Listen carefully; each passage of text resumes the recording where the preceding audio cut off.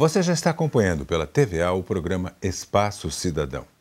Hoje vamos abordar um tema, como sempre, muito importante, mas que eu tenho certeza você talvez não tenha se dado conta ainda.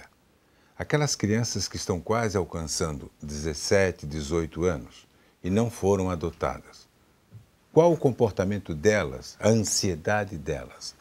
Nós convidamos para tratar desse assunto a promotora de justiça Ellen Cristine Correia. Ela está conosco e ela vai falar um pouco sobre isso, a adoção depois dos 18 anos. Ou, o mais importante, como que essas pessoas passam a viver completando a idade de 18 anos e saindo do local onde elas estavam, ou seja, enfrentando diretamente a vida. Mas antes vamos acompanhar um trabalho feito pela repórter Fernanda Fontoura sobre este tema.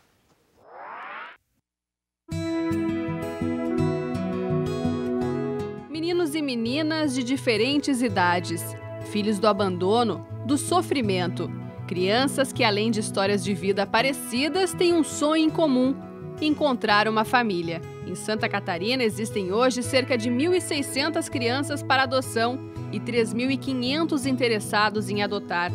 O problema é que 8 em cada 10 interessados querem crianças de até 3 anos de idade, brancas, sem irmãos e preferencialmente meninas. Só que 70% das crianças que estão para adoção no estado têm mais de 7 anos. Uma matemática complicada. Para a maioria das crianças, significa que a chance de encontrar uma família ainda está muito distante. E assim, os anos passam, elas crescem e as casas-lares acabam se tornando o único endereço até completar a maioridade. Mas e depois disso? Como será o futuro destes jovens? Crianças e adolescentes que não foram adotados ficam nas entidades de acolhimento até os 18 anos. Depois disso, o certo seria o encaminhamento para algum local que desse suporte até eles se inserirem no mercado de trabalho ou constituírem uma família. Só que aqui em Santa Catarina, o destino de muitos jovens ainda é incerto. Em uma época em que os filhos saem cada vez mais tarde da casa dos pais, por que acreditar que jovens órfãos que nunca tiveram apoio familiar devem estar prontos aos 18 anos para seguir sozinhos suas vidas? Eu vou sair daqui, vou ter que sair daqui um dia. Eu não vou depender dele sempre para comprar as minhas coisas. E você se sente preparada ou pensa que vai estar preparada com 18 anos para sair? Eu não tenho certeza, porque lá fora é uma realidade muito diferente do que daqui de dentro. A insegurança é de uma adolescente de 14 anos, vítima de maus tratos, que teve que deixar o convívio familiar. Hoje ela vive em um abrigo, mas sabe que aos 18 anos deve estar pronta para ser independente. Pensando no futuro, já começou a trabalhar em uma empresa como jovem aprendiz e não gasta nenhum centavo de seu salário. Eu me preocupo, porque daí depois quando eu sair daqui, eu vou ter como me sustentar. Medo, insegurança, receio de não estar preparada e não ter uma família para prestar auxílio. É o mesmo que sente esta outra jovem. Sinto um pouco de medo de não conseguir. De não conseguir fazer tudo que eu quero. Tem medo do quê? De repente não conseguir arrumar um emprego? De não conseguir arrumar emprego, de não conseguir arrumar uma casa para morar. Em média, quando completam 18 anos, os jovens que conseguem um emprego ganham um salário mínimo. Manter os estudos, pagar um aluguel e transporte se torna praticamente impossível. Para a coordenadora desta casa-lar, ter um local que desse suporte a esses jovens após os 18 anos traria mais tranquilidade para todos. Nós estamos aqui na Casa Lar com 18 anos e toda a vida foi falado na história de ter uma república protegida por causa dessa situação. Porque nós também nos afligimos, porque de repente a gurizada vai para a rua sem proteção, né? Que nós não temos, e eu acho que nenhuma briga em Florianópolis tem como acompanhar depois. A demanda de trabalho é muito grande e perante a justiça também ser essa responsabilidade ao completar 18 anos. Então, essa pensão protegida era o ideal. Para esses jovens, a única certeza é a vontade de fazer o futuro diferente do presente. Quero sair daqui, quero ser alguém na vida, quero fazer faculdade, quero fazer um monte de coisa. Tudo que eu imagino.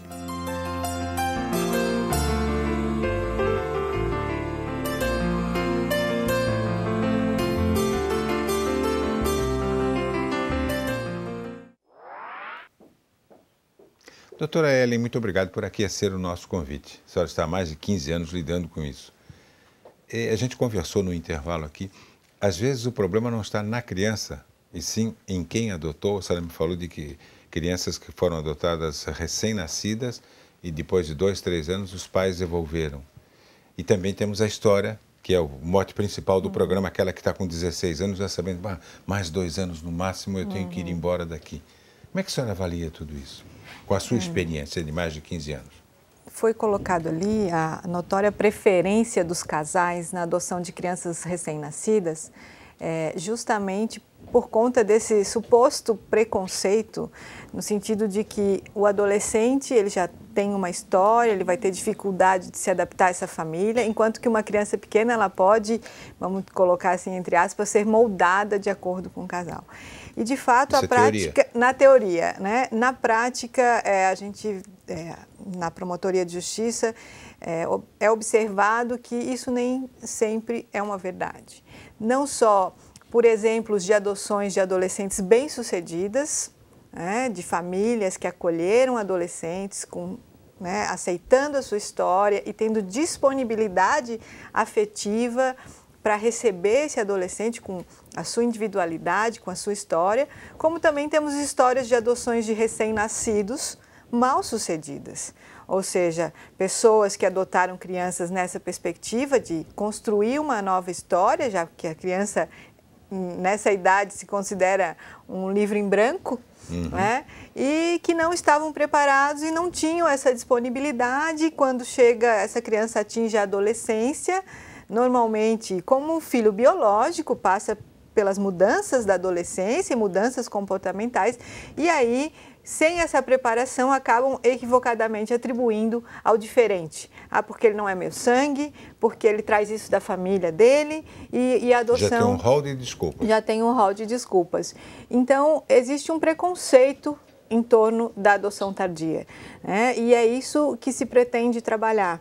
Justamente para que as crianças que não tiveram oportunidade de ser reintegradas à sua família e que permanecem nas entidades de acolhimento até atingirem a maioridade, elas possam vislumbrar um futuro. Ou seja, a partir dos 7 anos de idade, a criança já é considerada no Brasil inadotável. Então, isso é tão cultural quando a gente vê que em determinados países que vêm adotar no Brasil, a fazer adoção internacional, eles só podem adotar crianças maiores. Eles passam por um período intenso de preparação de anos para aceitar o diferente, para compreender que essa criança ela tem uma história, independente de ela ser recém-nascida ou ela ter 15 anos de idade, esse adolescente, ela tem uma história. Não se fala mais em quando que eu devo contar para a criança que ela é adotada, isso já tem que estar no projeto de adoção, isso já tem que ser aceito. Os adotantes não precisam ter medo que essa família vá buscar essa criança ou que esse adolescente vá voltar para sua família. Insista, né? Eu quero conhecer minha mãe e meu pai. Sim, isso tem que ser sempre revelado para a criança, claro, de acordo com a sua capacidade, no momento adequado, de entendimento. Então, de fato, a gente precisa enfrentar essa realidade, porque, como foi visto, nós temos hoje mais de 1.600 de crianças e adolescentes nas entidades de acolhimento em Santa Catarina que vão permanecer até atingir a maioridade.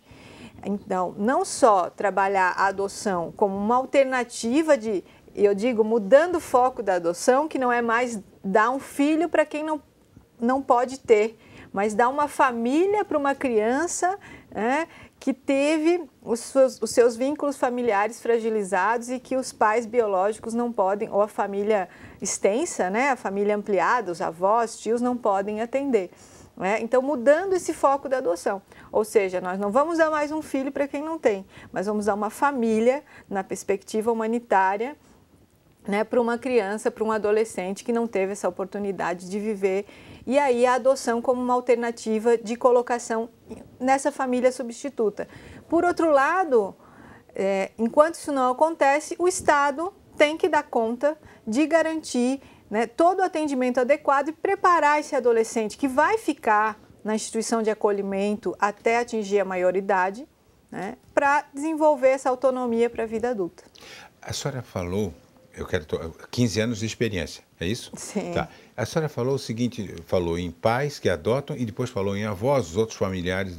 A senhora teve casos que o casal aceitou, mas o resto da família não entendeu, a Tânia, vamos supor, não entrosou com ela, que se bem que o que interessa é pai e mãe. Uhum. Teve casos assim? Sim, é muito comum, né?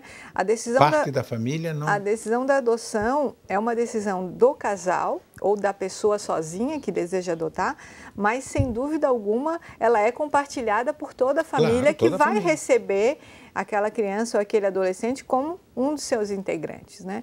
Então, por isso que a preparação não pode ser só do casal em si. Muitas vezes, quando a técnica, a assistente social ou a psicóloga chama o casal interessado a adotar, ela também vai avaliar como que é a repercussão dessa decisão na Junto família. À família. Se a família vai apoiar, se a família vai auxiliar, né?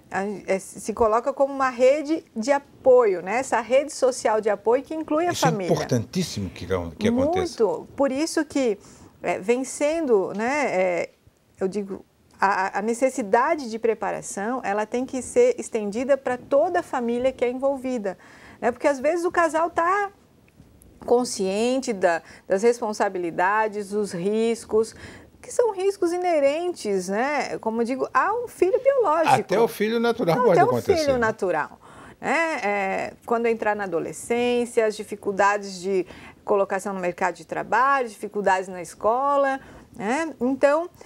Mas é preciso que a família também dê esse suporte. Que a Já família... teve problemas assim, então? Tivemos várias situações. O que é mais grave, e é um lado não mostrado da história, é que essa falta de preparação reflete não só nos abrigos, em crianças e adolescentes que continuam em abrigos sem perspectiva de acolhimento, mas na devolução de crianças. Esse é um fato muito grave, né, que acontece diariamente no Estado. Ou seja, pessoas que adotaram, seja legalmente, ou seja, que entraram na fila, que receberam aquela criança e que não estavam preparados. Ou pessoas que, querendo furar a ordem do cadastro, e o cadastro ele tem esse sentido, não é uma fila em si, mas é um período durante o qual esse casal vai ser preparado. Agora, pessoas que acham que essa decisão é consciente, que estão decididas, não se preparam, muitas vezes buscam crianças fora dos procedimentos legais e, quando chegam na adolescência, procuram o Poder Judiciário, o Ministério Público e o pior, Walter, procuram, eu já fiz a minha parte. Não, descartando. Eu cuidei, mas agora está me incomodando, eu já fiz a minha parte, eu já fiz a minha caridade, estou em paz comigo mesma, agora a senhora assuma que não é mais problema meu. Só usou uma palavra bem pesada, né? Já fiz a minha caridade. Isso não deve ser encarado como caridade, né? Adoção não é caridade. Já vamos voltar para conversar um pouquinho mais com a senhora, a promotora Ellen Correa. Você está acompanhando esse tema que é muito importante, adoção. E vamos chegar no segundo tempo do programa, falando sobre aquelas crianças que têm 15, 16, 17 anos e sabem, 18 elas têm que sair dali. Como é que elas se comportam? Daqui a pouco, no Espaço Cidadão, que só tem aqui na TVAO.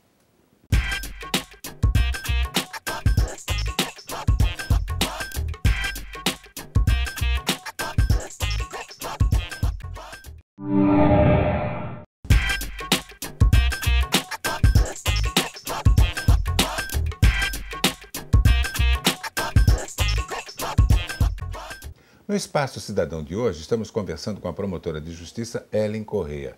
Nosso assunto é a adoção. Aquela criança que está para ser adotada com 5 anos, depois vem 6, vem a sequência. Quando chega nos 16 anos aproximadamente, ela já passa a ficar preocupada. Será que até 18 anos alguém vai me procurar? Como é que é a reação da cabecinha dessas crianças? Mas a senhora responde isso em seguida. Certo. Vamos a um trabalho agora da Fernanda Fontoura para dar mais subsídios para o nosso Espaço Cidadão de hoje.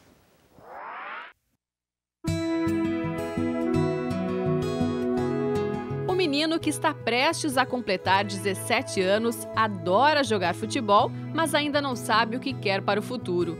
Ele tem dificuldades de aprendizado e cursa a 6ª série do ensino fundamental. No seu histórico de vida, as lições são ainda mais difíceis. Mora há 7 anos em um abrigo, foi adotado e devolvido quando tinha 14 anos. Sente falta dos 2 irmãos que foram adotados e levados para a Itália. Ele ficou, cresceu na Casa Lar.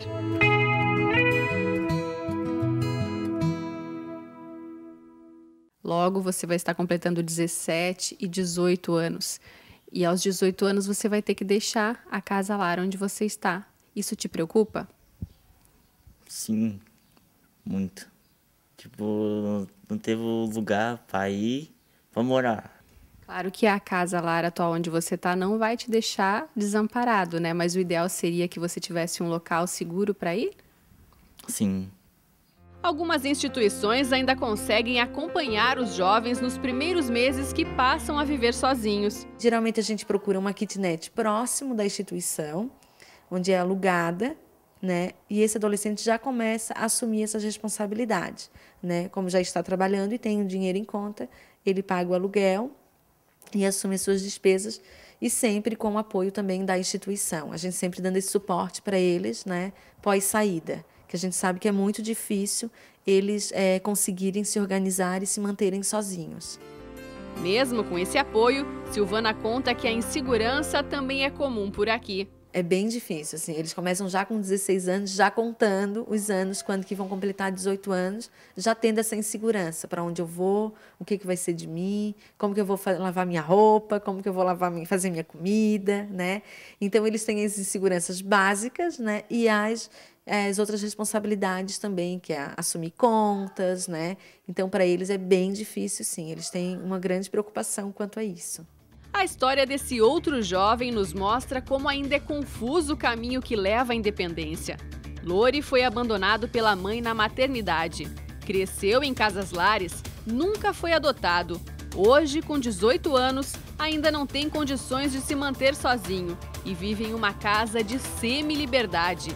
Divide a rotina com jovens que cumprem medidas socioeducativas. Pode ficar aqui até os 21 anos. Até eu conseguir uma condição boa para poder sair fora daqui, né? Para poder ter uma própria vida independente. Ele sabe bem a importância desse tempo.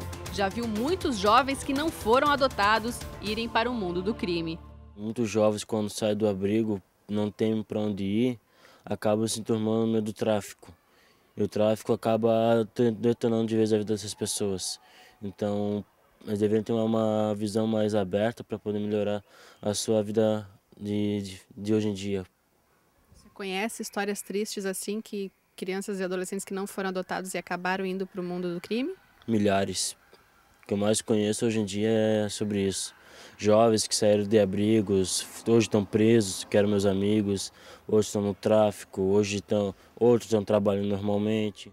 Cansado de tantas incertezas, o estudante decidiu deixar de lado as poesias e letras de músicas que adora escrever e decidiu se dedicar a um novo desafio. A história de sofrimento ele transformou em aprendizado e desse conhecimento nasceu um projeto que quer mudar a realidade de jovens que hoje estão na mesma situação. Lori busca a implantação pelo governo do estado de uma república onde jovens com mais de 18 anos que não foram adotados possam morar até conseguirem realmente se sustentar. Uma casa grande como essa, um pouquinho menor talvez, né? Porque aqui, e com tipo, a república são para jovens que estejam trabalhando, estudando, que tem um quarto para eles, para que não precise ficar se incomodando com educadora, coordenador e coordenadora, mas que tenha uma vida normal, posso dizer assim, e que tenha um suporte por fora, né? tudo isso ainda não passa de um sonho, que ele conta os dias para se tornar realidade.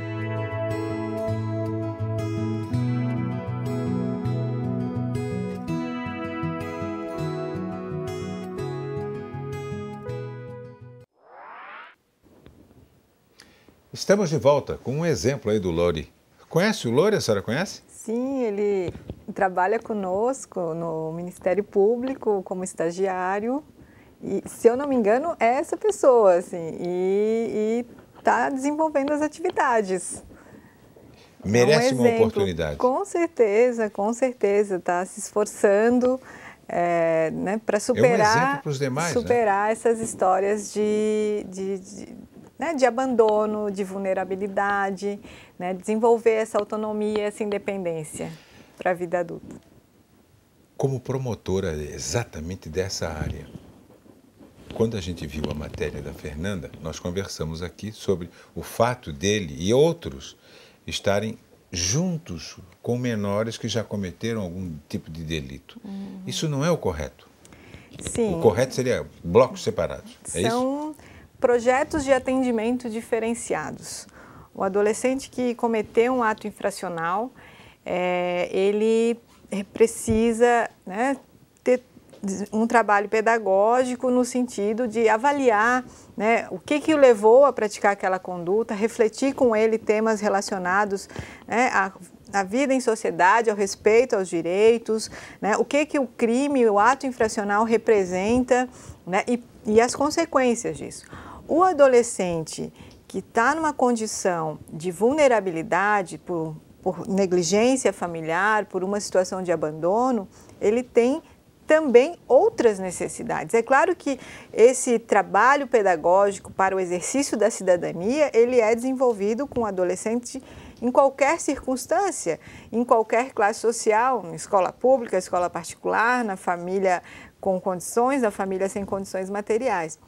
Mas a construção de um projeto de vida nessas instituições de acolhimento ou instituições socioeducativas, elas têm, embora o mesmo viés da proteção, ela tem uma abordagem diferenciada. Então, pode ou não ser positivo, dependendo de determinados contextos. Se são adolescentes numa casa de semiliberdade, se pressupõe que não há um risco, né? Mas até que ponto a equipe vai acompanhar e para avaliar se essa convivência pode ser positiva ou não. Uma atitude para A, uma atitude para B. Sim, então não existe uma regra, né? Cada município, cada cidade, cada região, cada programa vai identificar no seu perfil de atendimento, ou seja, do público que está sendo atendido, qual é a melhor metodologia, como principalmente transformar esses espaços de acolhimento ou de execução de medida socioeducativa num espaço de proteção,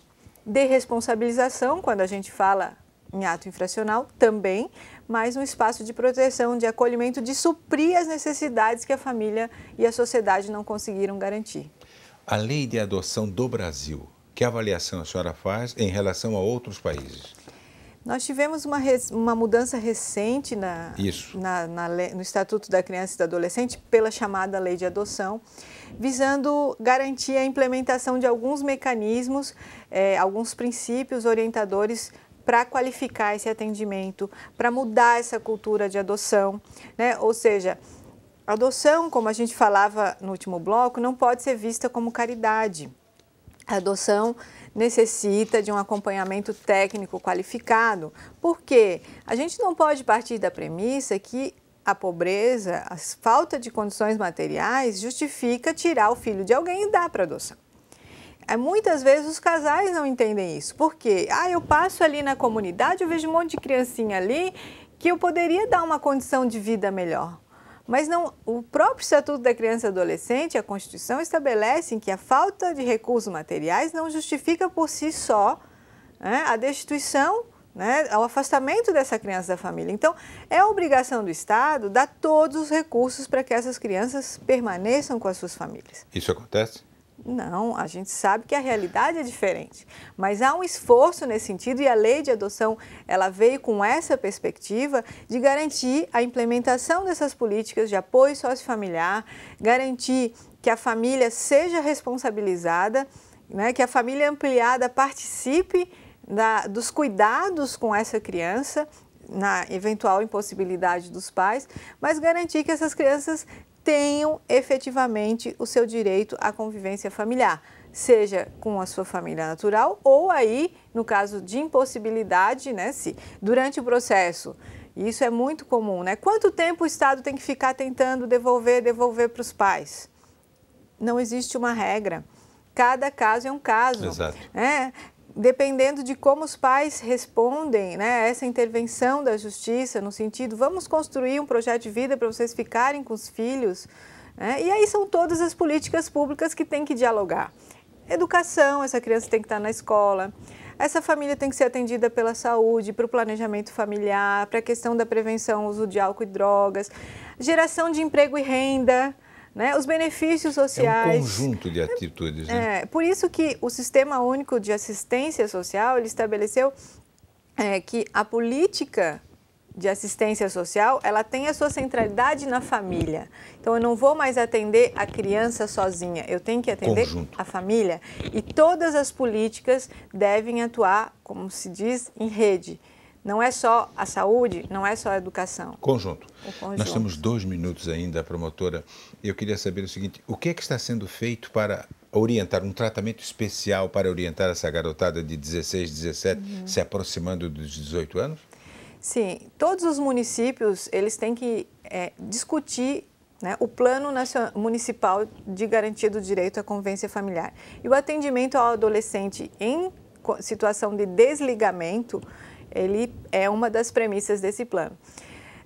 Muitos municípios ainda não adequaram a sua legislação, não fizeram esse plano, a Justiça está chamando, está convocando para estabelecer esses projetos. Então, cada município busca uma alternativa viável, né? Ou seja, o que é importante é que haja uma preparação para o desenvolvimento de uma autonomia desses jovens e que antes de fazer 18 anos, botar a bolsinha nas costas e tchau, tudo de bom, que a equipe da entidade desenvolva um projeto, né, um projeto de vida com esse adolescente. Sabendo que os 18 anos dele vai lhe dar condições fora dali. Fora dali, mas que continue acompanhando. Então, como foi mostrado no vídeo, a equipe viabiliza a profissionalização desse adolescente, arruma um emprego para ele, aquele recurso que ele ganha... Acompanha ele no emprego? Acompanha ele no emprego, acompanha na escola, né? Aquele salário, ele pode pagar um aluguel ou... O município tem que disponibilizar um local, as chamadas repúblicas, né? Como foi mostrado aqui em Florianópolis, não tem esse menino foi para a casa de semi-liberdade, que era o único local que poderia acolher, embora inadequado, porque ele não está em cumprimento de medida socioeducativa. Então, alguns municípios disponibilizam casa, se tenta, às vezes, localizar um parente que possa ceder um quarto, mas tem uma avó lá no outro município que ele pode morar junto nesse período. Tentam agilizar? Sim. Então, antes de esperar fazer 18 anos e para ver o que vamos fazer, isso já tem que ser construído quando se constata essa impossibilidade de reintegrar a família ou de ser adotado. Doutora Ellen Corrêa, muito obrigado pela aula que a senhora nos deu sobre adoção, principalmente dessa turma chegando à maioridade. Certo, eu que agradeço a oportunidade. Eu entrevistei a promotora de justiça Ellen Corrêa. Nosso tema de hoje foi adoção, as novas leis, mudanças, facilitando, acompanhando isso mais de perto. Mas ficamos no mote principal, ou seja, aquelas crianças que estão com 16 se aproximando dos 18 anos. Elas têm que sair dali e não foram adotadas. E toda a infraestrutura tem que ser dada para que elas não entrem naquilo que, infelizmente, é o grande problema da sociedade mundial, as drogas. Você acompanhou isso tudo no Espaço Cidadão, que só tem aqui, na sua TVA. Até o próximo programa.